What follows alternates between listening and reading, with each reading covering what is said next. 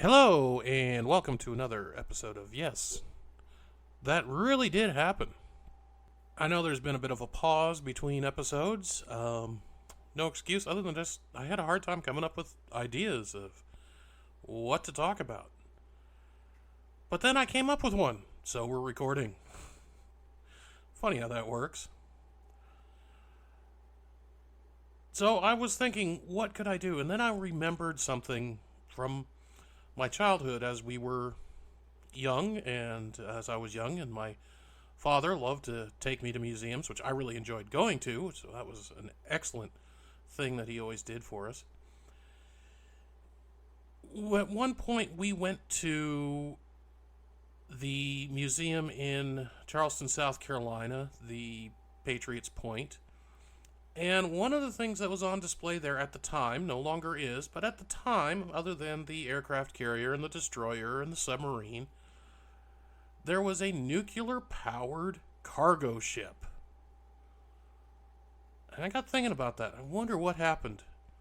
Because I was down in Patriots Point, it's 2021, I believe, was the last time I was through that area.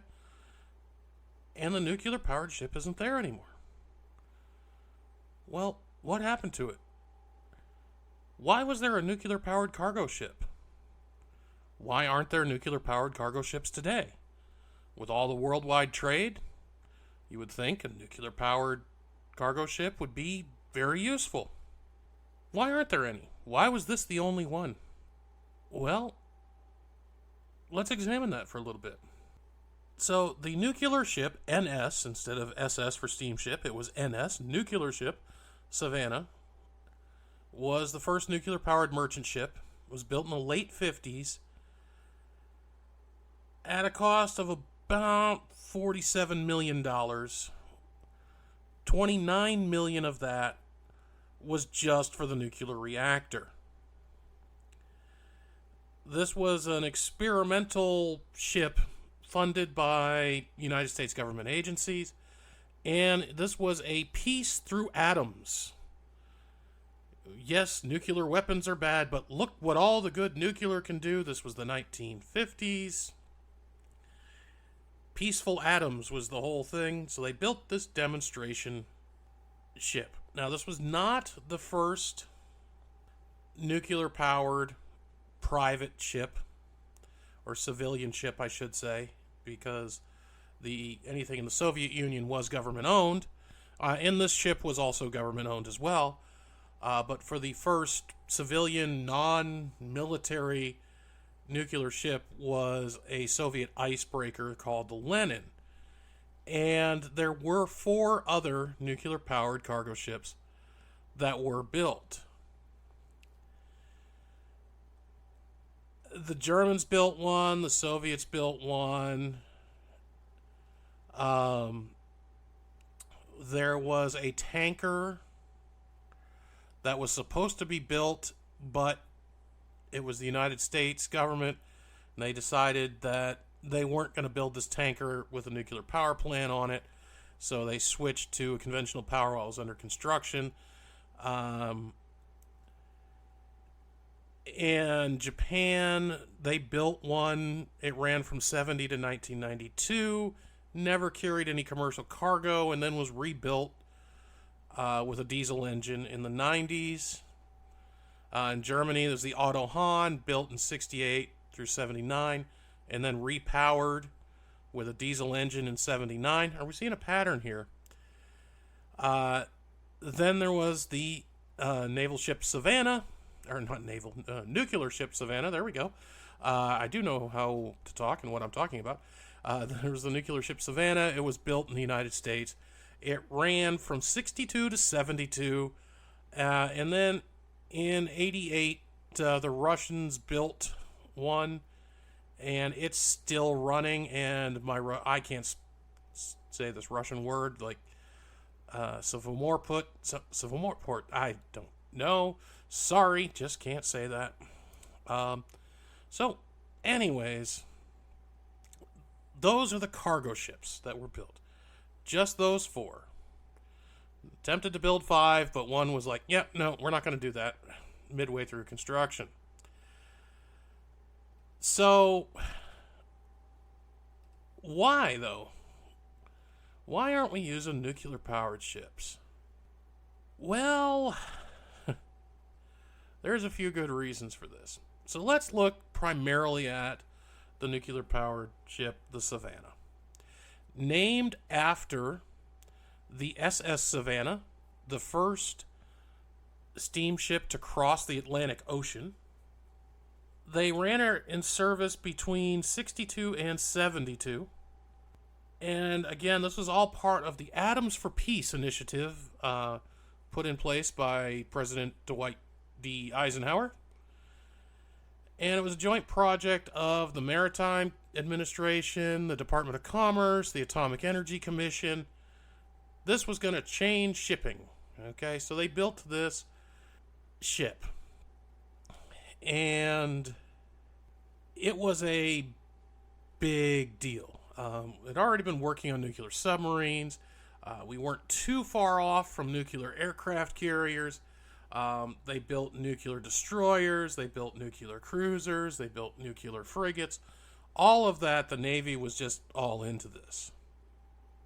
But this was built to show peaceful uses of nuclear and atomic energy. The ship went in service, became the first ever nuclear-powered ship to dock in New York City. And there was a citywide festival called Nuclear Week in New York City. Yeah, let's hold that today. Nuclear Week in New York City. I don't think it would go over that well. And they demonstrated peaceful uses of atomic energy, such as food products preserved by radiation. I'm not on board with that. Applications for technology and informational and educational programs. The Tonight Show with Johnny Carson, 1969, featured Nuclear Week in New York.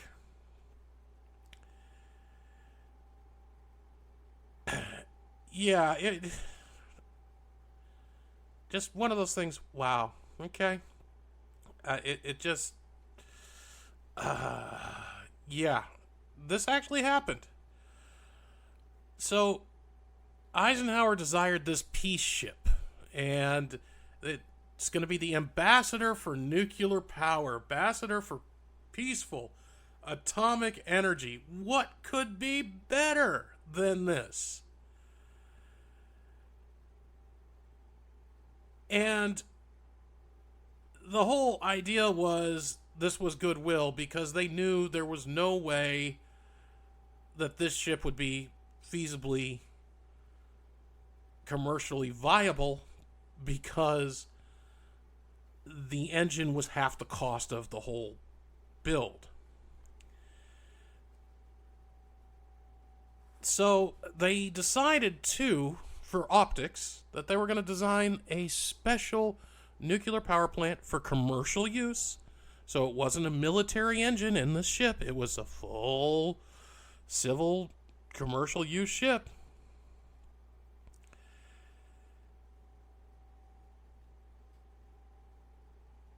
And they decided to build this ship. So they went out and they got some naval architecture firm and they designed it. It was the sixth large ship to have fin stabilizers to enhance the safety of the reactor and improve passenger comfort.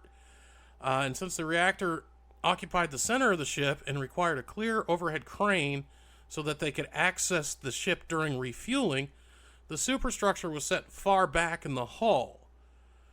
So this made the ship look rather futuristic and rather attractive. It is a very attractive ship. It is actually still afloat for now. We'll get to that in a bit. And so it was really sleek. It had atomic age styling. It had an atom drawn on the smokestack thingy, which really wasn't a smokestack because it was nuclear powered. I mean, this was just impressive. It's 600 feet long, 78 feet wide, and can haul 21,000 short tons. 7 cargo holds, a nuclear reactor compartment, a machinery compartment. So there are 9 watertight compartments on there. And then there are also passenger accommodations. Because again, this was more of a showpiece. So they were hauling passengers, and they had officers' lounges and various things because they were hauling a bunch of dignitaries around and other people to show off this nuclear power. You know, and also, being atoms for peace, what else did it have? Well, it had a Raytheon radar range microwave oven, one of the first microwave ovens. They installed that in 1961. And this was just a real showpiece. Now, again, it was not commercially viable, but it was really a good-looking ship, and I have vague memories of being on the ship. It was an interesting-looking ship.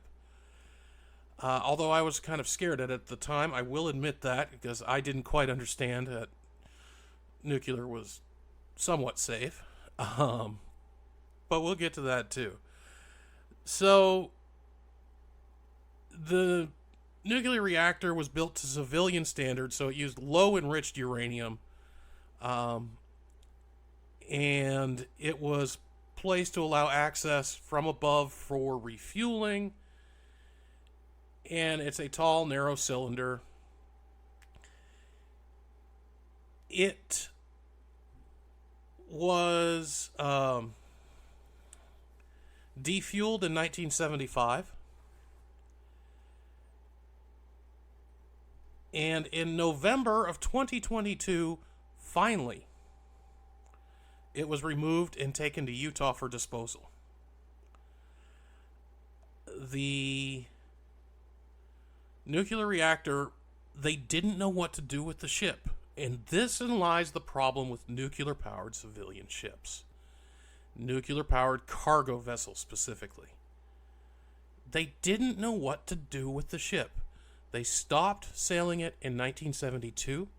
They took all the nuclear fuel off of it in 1975, and it was November of 2022 before they figured out what to do with the reactor. The ship has been maintained and has been mothballed and owned by the U.S. government this whole time because they didn't know what to do with the ship because of the nuclear reactor. They weren't going to sell it. They weren't going to move it along anywhere else. They didn't want anybody operating it other than the government. And they didn't know what to do with it after 1971. They just kind of moved it around places and moored it places where they could. And one of the places they did moor it for a while was Patriots Point. And then in 2008, they decided to put it in Baltimore. And it's kind of been hanging out there in Baltimore, and that's where they're doing the defueling, and it's not open to the public like it once was. But again, they just didn't know what to do with it. And it was just, the economics weren't there. And if you think about it, if you've ever been in any kind of port city, you've seen there are nice, brand new, shiny cargo ships. And then there are the cargo ships you wonder how they are still floating. Now imagine that those cargo ships, which were once shiny new cargo ships that are now ones you wonder how are still floating, were nuclear powered. Would you really trust them to be in port? And herein lies the problem with nuclear powered anything. There are certain ports in the country, in the world, various countries, they're not going to let you dock a nuclear powered ship there. Um,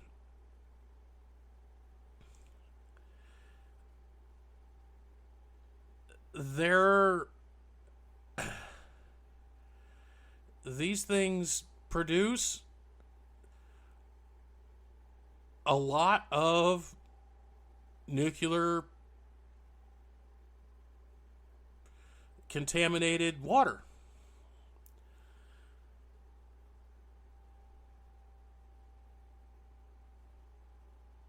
They had to build a barge to follow the ship around because it could only hold 10,000 gallons of waste nuclear water, and they had to have a barge to pump it off to follow the ship around anywhere in the world. So it wasn't real practical. The design of the reactor, nowadays they do have better designs that don't have these problems. But at the same time, it's just not good. It's not good at all. Now, the plus side of this is very low radioactive, as we mentioned, very low radioactive fuel. So the good news is, by 2031, so really not that long. We don't have long to go, right? They got 8 years. In 8 years, they deem the ship will be safe to do whatever you want with it, and it will no longer be regulated by the U.S. Government Nuclear Regulatory Commission. Yeah, that's that's good. That's good. So they took the fuel off in 1975. As much as it pains me to say it, since I was born in 75, nearly 50 years ago.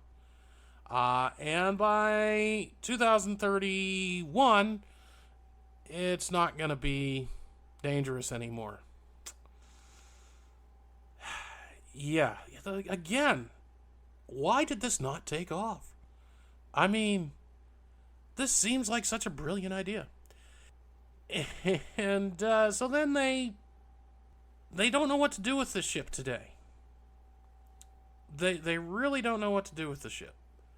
And they got no idea. They got no idea. It was open as a museum at Patriots Point, like I mentioned, in South Carolina.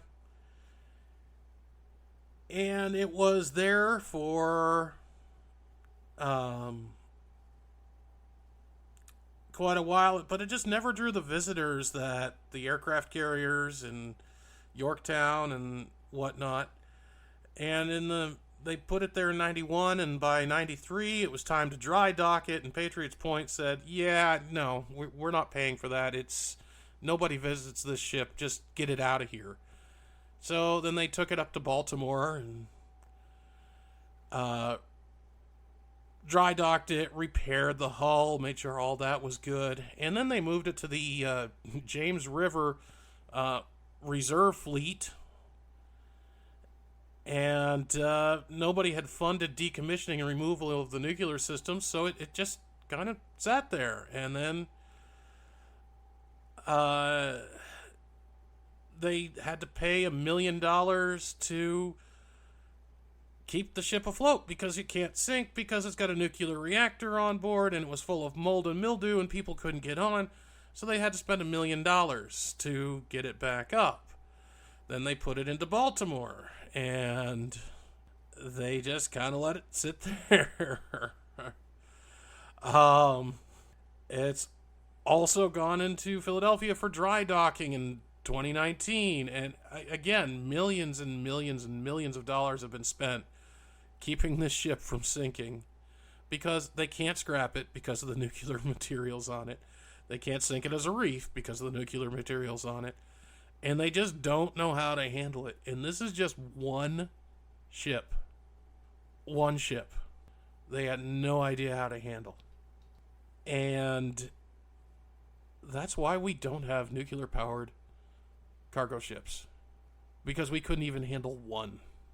So as we try new initiatives, new forms of propulsion, trying to reduce the necessity of fossil fuels, which is not a bad thing, just remember, whatever these new forms are, the waste they leave behind is what is most important. The waste that is left, one ship, 50 years, no idea what to do with it, no reason to save it, no reason to re-engine it, none of that. They just have no idea what to do with it. That's the food for thought for tonight. I do want to thank you for listening, and I hope you'll continue to subscribe, and I hopefully will be able to upload these more often as I get better ideas for them. You have a great day.